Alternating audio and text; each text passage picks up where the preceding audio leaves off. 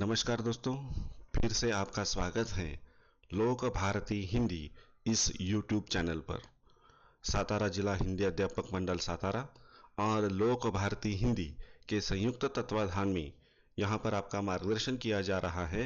दिन है 11वां और तारीख है 11 जुलाई 2021। आज के हमारे क्षेत्र है भाषा विकास, कौशल है भाषण और लेखन।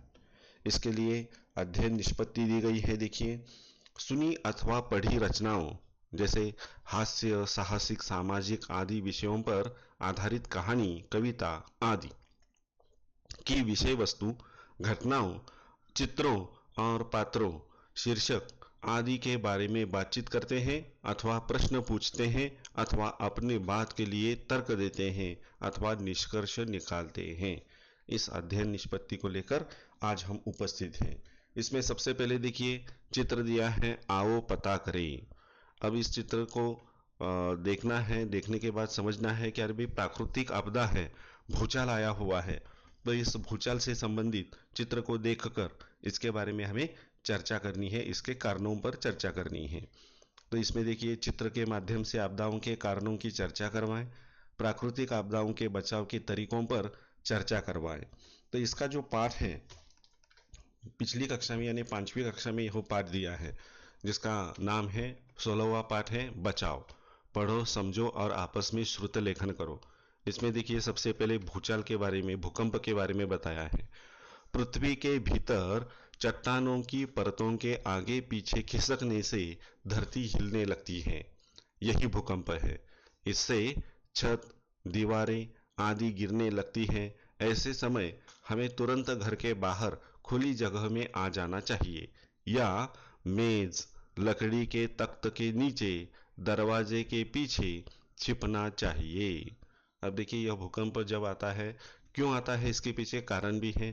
इस पृथ्वी के भीतर जो अनेक चट्टानें हैं, ये चट्टान की परतें एक दूसरे पर खिसकने लगती हैं, आगे पीछे होती हैं और तब यह धरती हिलने लगती है और हम कहते हैं कि भूकंप आ गया।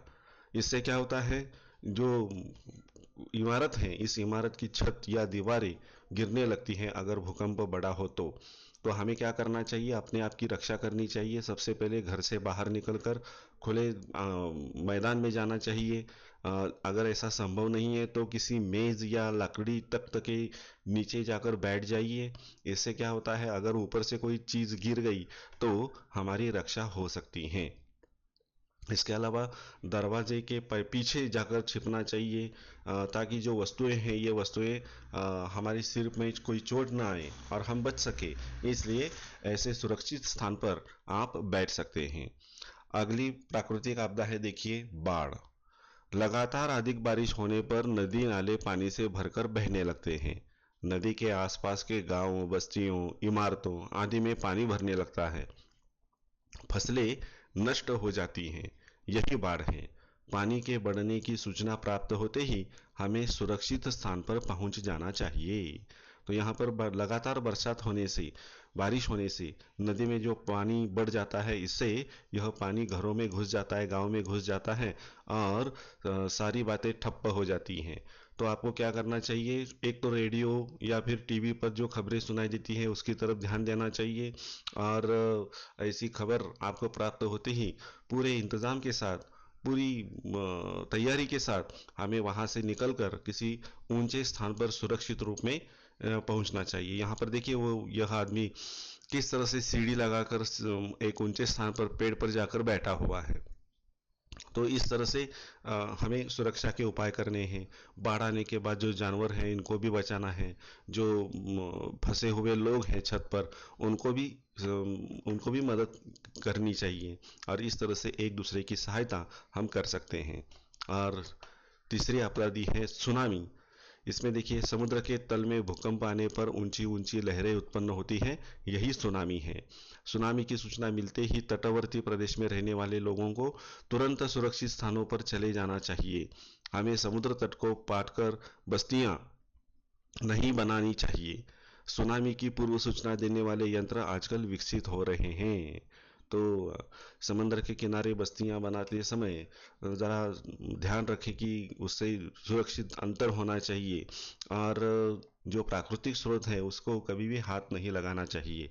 तो समुद्र के अंदर तल में अगर कोई भूकंप होता है तो यह भूकंप सुनामी के द्वारा एक ऊंची लहर या अनेक लहरें उठती हैं, और जिसके कारण तटवर्ती इलाका जो है उसमें भगदड़ मच जाती है।